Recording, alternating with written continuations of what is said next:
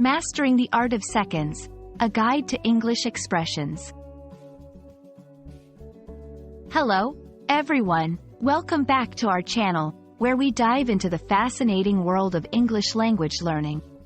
Today, we're exploring a common but intriguing expression, "I'll have seconds." This phrase is a fantastic example of English's simplicity and complexity wrapped into one. Whether you're at a dinner party or enjoying a meal with friends, understanding and using this phrase correctly can enrich your conversational skills. So, let's get started.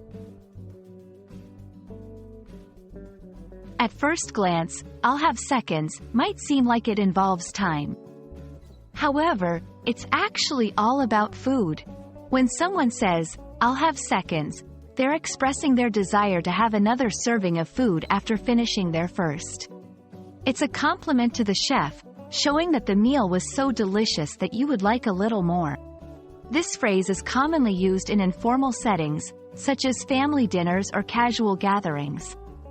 It's a polite and concise way to ask for more food without having to explain yourself too much.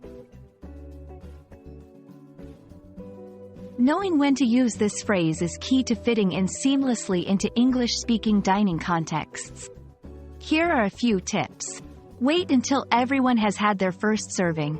It's polite to make sure everyone has had a chance to enjoy the meal before you ask for more. Use it in a casual tone. "I'll have seconds" is informal, so it fits best in relaxed environments. If you're at a very formal event, it might be better to wait until you're offered more food. Combine it with a compliment. Saying something like, "This is delicious. I'll have seconds, please," not only expresses your desire for more food but also appreciates the effort of the person who prepared the meal. Understanding the cultural context of this phrase is crucial. In many English-speaking countries, offering seconds is a sign of hospitality and generosity. Accepting seconds can be seen as a sign of appreciation and enjoyment of the meal. However, it's always important to be mindful of the setting and the host's cues. There are variations to this phrase depending on the context or the specific food item. For example, if you're enjoying a piece of cake, you might say, "Can I have another slice?" The underlying idea remains the same, but the phrasing changes slightly to fit the situation.